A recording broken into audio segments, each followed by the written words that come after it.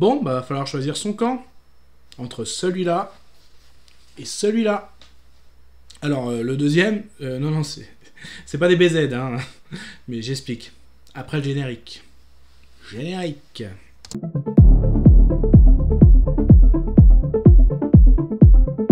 Salut à tous, des Garmates sur ma chaîne YouTube. Aujourd'hui, on va parler du dernier film de l'écurie Marvel sorti en ce mois de novembre 2022, Black Panther Wakanda Forever. Alors comme d'habitude, la vidéo sera faite en plusieurs parties. Donc déjà, quelles étaient mes attentes par rapport à ce film Wakanda Forever, la synopsis, donc de quoi ça parle, ce que j'ai aimé et moins aimé sans spoiler, ce que j'ai aimé et moins aimé avec du spoiler, et petite conclusion.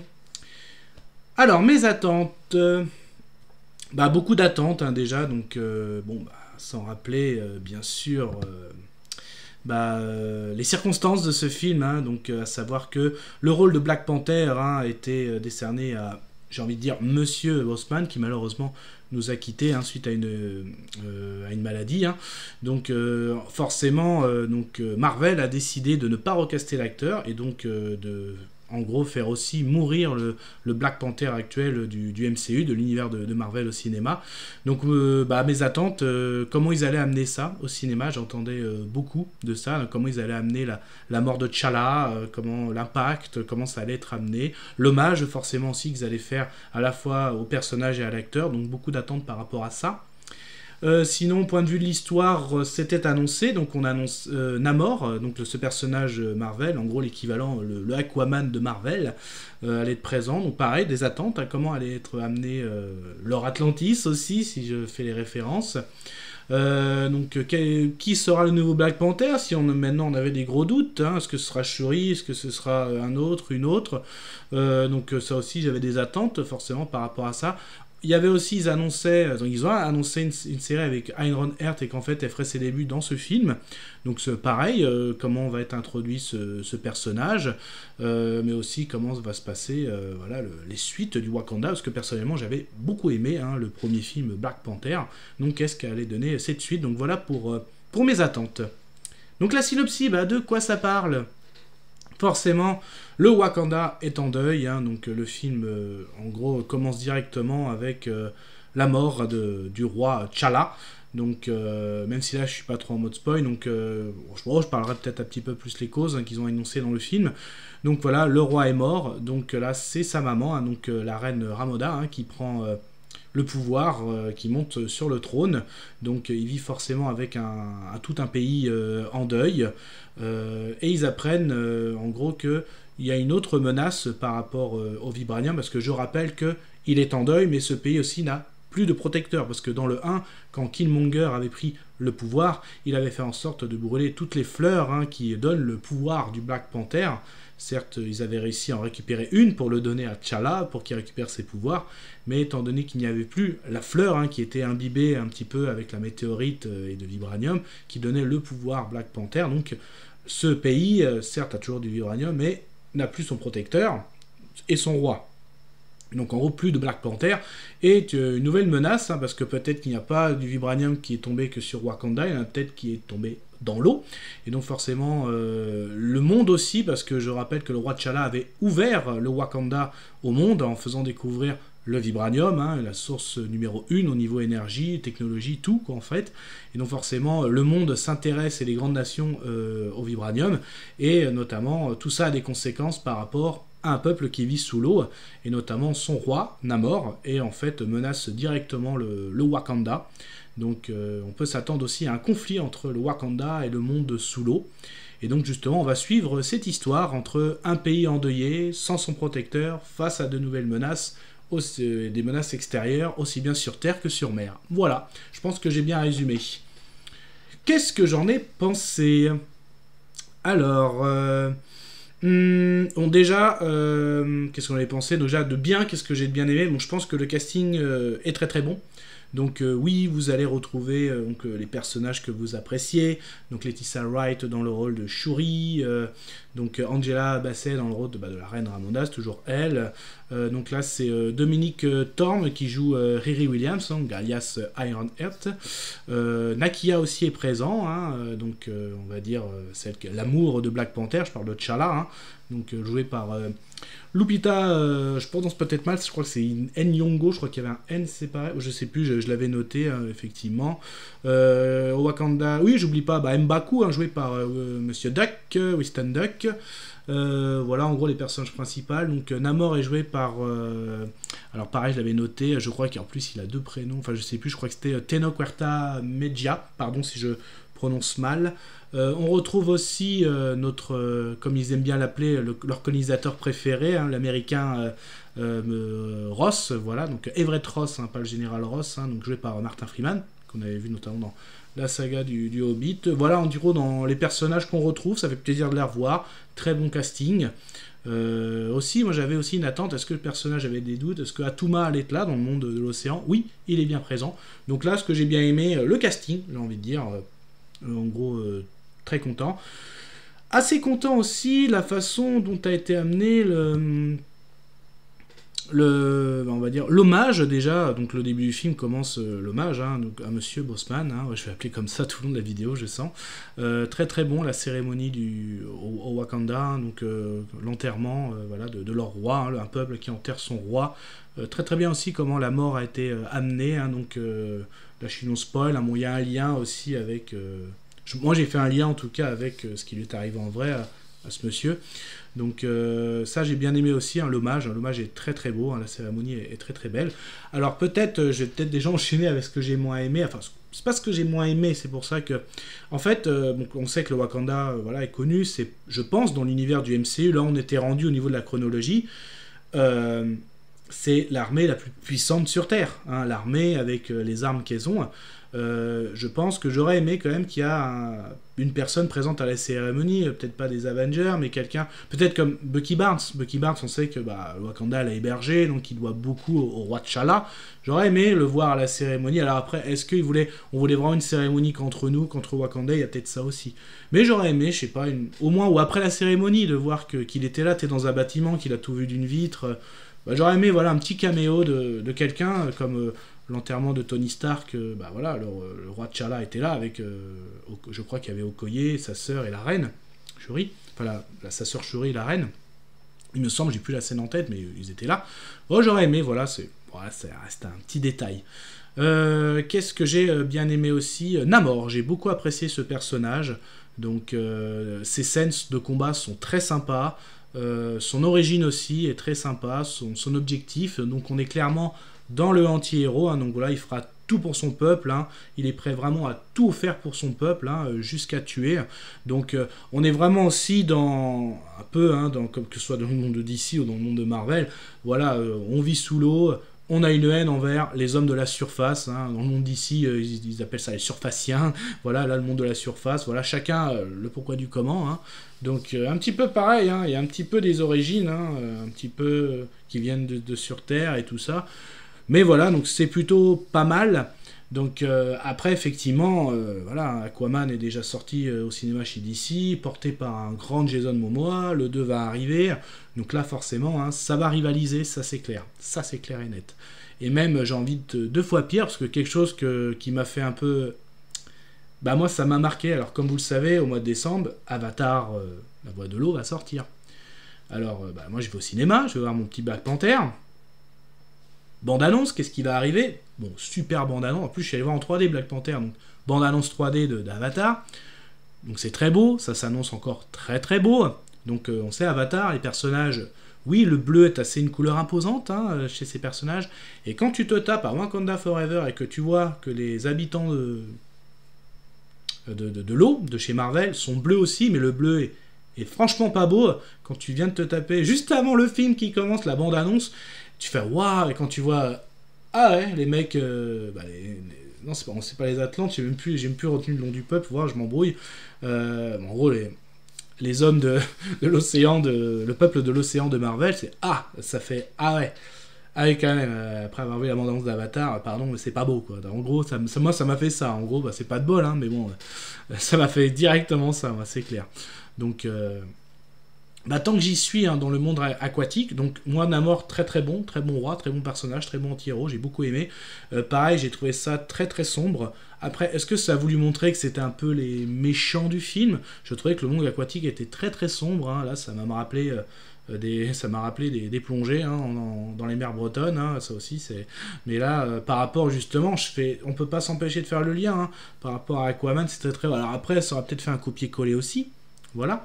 Mais voilà, quand je vois Atlantis chez DC, et là quand je vois le monde sous-marin de chez Marvel, bah ça fait pas rêver. Alors est-ce que c'était pour montrer que c'était justement un peu à côté sombre, les méchants?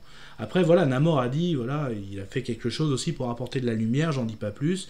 Alors c'est dans la bande-annonce, c'est pas du spoil, j'adore son trône, avec la mâchoire, je sais pas si c'est un requin, voire même un mégalodon, très très classe, donc voilà. Donc très très bien. Donc le conflit entre Wakanda et le monde de l'eau, ouais. Ah moi il y a quelque chose qui m'a titillé que je vais dire au niveau de la partie spoiler. En gros, je vais conclure ma partie non spoiler. Moi j'ai l'impression que je suis en overdose du MCU. Là le MCU commence vraiment à arriver au bout. Là, je commence vraiment à avoir du mal, hein. Donc là, c'était en plus le dernier de la phase 4. Alors la phase 4, pour dire, pour moi, ouais, je l'ai plus subi que savouré. Concrètement, que ce soit au niveau des séries, même au niveau des films. Donc Doctor Strange, ok. Moi, Thor, ça va. Mais bon, il s'est pris des claques au niveau de la critique. Moi, ça a été. Franchement, ça a été. Là, Wakanda, voilà, c'est... Pour moi, voilà, c'est une phase 4... pas terrible, quoi. Voilà, je vais donner des détails tout à l'heure, mais là, ouais, je suis en overdose, j'ai du mal, hein. Tu as toujours le fameux, moi ça m'a fait un effet après Endgame, ça a été cassé, hein, l'équipe, voilà, Iron Man, Captain America, tout ça, et, bah, il me manque, hein, voilà, donc je sais, il faut tourner la page, mais voilà, c'est pas pareil. Et en plus, quand je vois ce que prépare DC, j'ai vraiment envie de me tourner vers DC, et bon, je regarderai Marvel quand même, hein, mais ah voilà, pour moi, c'est... Voilà, c'est ça. Marvel me fait de moins en moins rêver, moins en moins pitiller. J'ai l'impression que ça piétine. Voilà. Bah, je vais aller dans du détail. Mais par contre, il y aura du spoiler. Donc attention, je laisse un petit laps de temps. Ok, donc si vous êtes resté, c'est que vous avez vu Black Panther Wakanda Forever, que vous êtes prêt à échanger. Ou alors vous l'avez pas vu, mais vous en fichez complètement d'être spoilé. Donc du coup, si je donne du détail, ouais, je voulais parler du conflit entre le monde de la mer du MCU et le Wakanda. Bah, moi ça me fait... Je l'ai dit tout à l'heure dans la partie non spoil, pour moi le Wakanda, les Wakandais, c'est l'armée numéro 1 du monde, et d'ailleurs il l'a encore bien prouvé, parce que même quand le peuple, tous les pays, que ce soit la France et les États-Unis, on le voit bien, essayent d'avoir un peu du vibranium, et là par contre, mention spéciale, j'ai adoré les Doré Méladjé, hein, y compris Okoye notamment, super chorégraphie de combat, c'est vraiment très très fort, c'est mon point fort, mais j'ai encore un mais, donc moi, est-ce que je reviens en conflit? Bon, allez, si, j'ai un mais, parce qu'en fait, j'adore leur style de combat, et quand je vois après, à la fin du film, ils ont une espèce d'armure Predator, que j'ai pas accroché du tout, et je sais pas, moi, justement, le charme de cette armée, des Dora Milaje, c'est que elles se battent, certes, avec des armes en vibranium, mais voilà, là, le fait de leur donner des armées, bon, ils en ont besoin, hein, parce que ce peuple de la mer est très très puissant, hein, même, en gros, ils sont assez... les impacts leur font pas grand-chose, hein, c'est le cas de leur dire. Mais voilà, je trouve que ça a perdu du charme, voilà, au niveau de ces guerrières. J'en reviens au conflit. Donc oui, pour moi, le Wakanda, c'est l'armée numéro 1 au niveau du MCU. L'armée la plus puissante sur Terre. On est d'accord, d'ailleurs.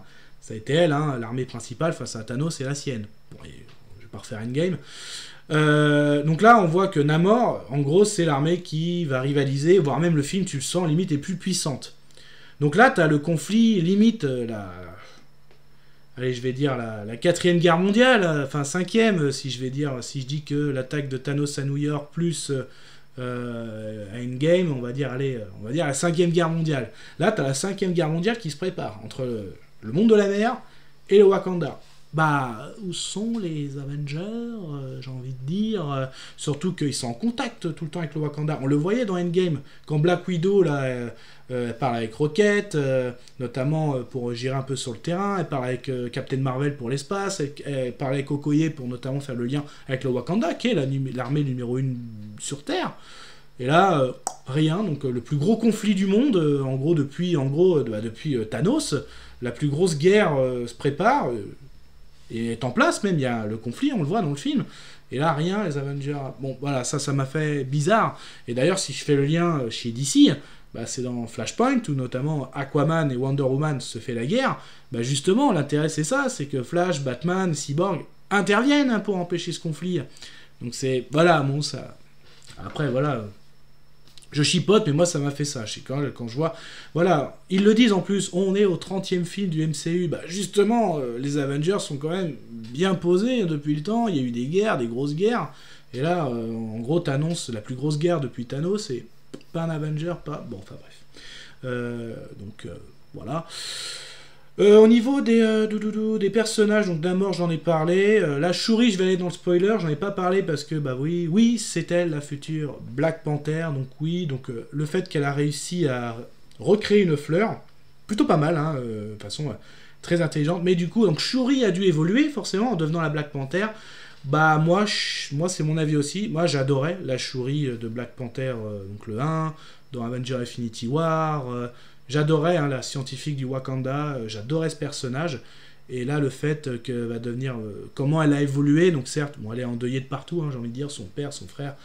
Et oui, sa mère aussi, la reine est morte. Et oui, Namor l'a tuée, hein. Spoiler, je rappelle. Bah, j'aime pas trop son évolution, voilà, donc c'est elle, la Black Panther. Moi, j'adorais Shuri, la scientifique, donc... c'est pareil, hein, c'est comme là, j'ai dit Okoye, toujours aussi classe, mais là, avec son armure Predator, là, l'évolution de Shuri, bon... pas trop, ça m'a pas trop plu, voilà, même la façon, elle est beaucoup plus sombre, beaucoup plus noire, donc c'est vrai que, est-ce que peut-être je suis aussi, moi aussi j'ai besoin de faire mon deuil de mon monsieur Bossman, et c'est vrai qu'il avait tellement de charisme en Black Panther, que là quand je vois Shuri, bon, petite mention que j'ai bien aimé aussi, c'est, vous savez, quand on mange la fleur, on perd un peu connaissance, et on va voir, en gros on va rencontrer un ancêtre, et elle rencontre Killmonger, joué par Michael B. Jordan, qui a aussi beaucoup de charisme. Bien joué de la part de Marvel, parce que certes, cet acteur était beaucoup demandé.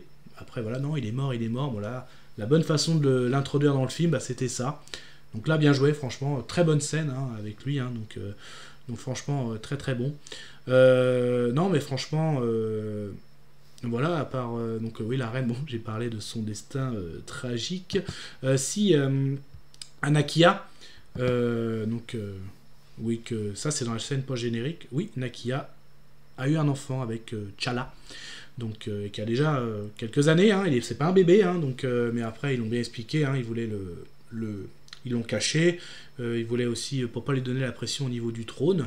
Donc, qu'est-ce que ça pourrait annoncer? En fait, toutes mes conclusions sont pratiquement les mêmes dans toutes les vidéos de Marvel les dernières que j'ai fait, hein, que ce soit dans les séries ou les films. Ça sent à plein nez le Young Avenger, en tout cas l'Avenger avec son petit stagiaire, voilà. Je l'ai dit, bon là, je vais refaire à chaque fois. Hein, donc là, ça sent le Shuri avec son neveu, hein, le duo des Black Panthers. On sait que le futur Captain America, on sait que Falcon est devenu Captain America. Donc là. On aura Iron Heart aussi, mais on sait que Thor, après, il a qui sur son coude la fille de Gore. Captain Marvel, Miss Marvel. Donc, on sait que Hulk, on sait qu'il a un fils maintenant, sa cousine. Doctor Strange, il a America Chavez. Tout le monde a son petit élève, son petit... donc ça sent un peu les Yang arriver à plein nez. On sait que Kang va arriver, d'ailleurs dans le prochain film avec Ant-Man. J'attends beaucoup d'ailleurs de Kang, moi j'attends un gros méchant. Alors, carrément, là je vais dire, moi je suis dans la théorie, attention, hein, c'est pas ce qui va arriver. Pour moi, s'ils veulent frapper fort Marvel, pour vraiment me faire revenir, je vais quand même aller les voir les Marvel. Je suis pas en train de dire, je fous ça à la poubelle. Bon, la phase 4 se termine, vivement la phase 5. Même si, en gros, la phase 5, elle m'intéresse pas plus que ça. Ouais, on a annoncé des Avengers et tout. Pardon. Mais cette équipe, elle me fait pas rêver, quoi. Cette équipe me fait vraiment pas rêver, quoi. Hein. Shuri, Falcon, enfin Captain America Falcon, She-Hulk ou son fils. Si, aussi, j'ai oublié Hawkeye avec Kate Bishop, Miss Marvel. Mais cette équipe de Future Avenger, elle me fait pas rêver, quoi. Et face à Kang. Alors, il y a que Kang qui me hype. Franchement, il y a deux choses qui me hype dans l'avenir, c'est Kang et le film Deadpool Wolverine avec Ryan Reynolds et Hugh Jackman. C'est les deux seuls trucs qui me bottent. Donc là, j'ai hâte de voir Ant-Man parce que Kang est introduit. Moi, franchement, s'ils veulent faire un Kang, le futur grand méchant, aussi bien chez Marvel, mais carrément dans la pop culture, faut qu'il tue Ant-Man. Et là, ça va tout déclencher. Voilà, on a un Avenger qui est mort, mythique. Moi, faut qu'il tue Ant-Man. Limite de façon violente devant sa fille, là. Donc, pareil, sa fille, hein, futur aussi Ant-Man. Voilà, en fait, on sent le renouveau. Voilà. Donc, en gros, voilà, pour moi, c'était ça. Donc, le Marvel commence à... Je sature. Enfin, pour moi, c'est tourner en rond dans la piscine. Il tourne en rond dans la piscine. Je suis pas en train de me noyer, mais je tourne en rond dans ma piscine. Je commence à me faire chier dans ma piscine. Donc, Marvel, en gros... C'était la classe, j'adorais, hein. C'était cocktail à la piscine, c'était masterclass, même champagne à la piscine.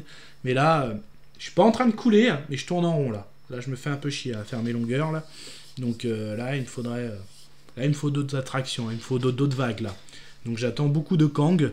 Donc là, oui, j'ai été un peu déçu de Wakanda Forever. Donc je leur dis encore. Donc c'était un peu ma conclusion, là j'ai envie de dire, j'ai pas prévenu que j'étais arrivé en mode conclusion, mais concrètement, voilà, c'est... Je crois que j'ai tout dit hein, au niveau... ouais, je fais un peu le tour, là, ouais, j'ai parlé de Shuri, j'ai parlé de Namor, le conflit... Voilà, j'ai pas trop parlé aussi des autres personnages, de Ross et tout, c'est sans plus, quoi, ça m'a donné du sans plus. Alors si, maintenant, il y a le personnage que vous avez vu dans la série, justement, Falcon and the Winter Soldier. Donc en gros, ça annonce aussi les Thunderbolts au sein du gouvernement, hein, donc un petit peu leur Suicide Squad. Donc voilà, donc ça fait un peu ça aussi. Donc ça aussi, ça a été annoncé, mais cette équipe m'a hype pas non plus. Quand j'ai vu, voilà, pour moi Thunderbolt, ça restait Red Hulk, Punisher, Agent Venom, Ghost Rider, Deadpool. Ça aurait été des bons Thunderbolts. L'autre, l'équipe que j'ai vue là au casting, à part Winter Soldier, encore, pareil, il m'a déçu à la série. Le Disney+, donc voilà. Là, j'ai dit, je tourne en rond dans ma piscine. Voilà, c'est ma bonne conclusion. Je tourne en rond dans ma piscine. Bon, quand même, je vous dis Kenavo. Faites quand même votre propre avis. Comme d'habitude, on fait son propre avis. Et puis quand même, bon film, hein. Et on continue sur la chaîne. Kenavo.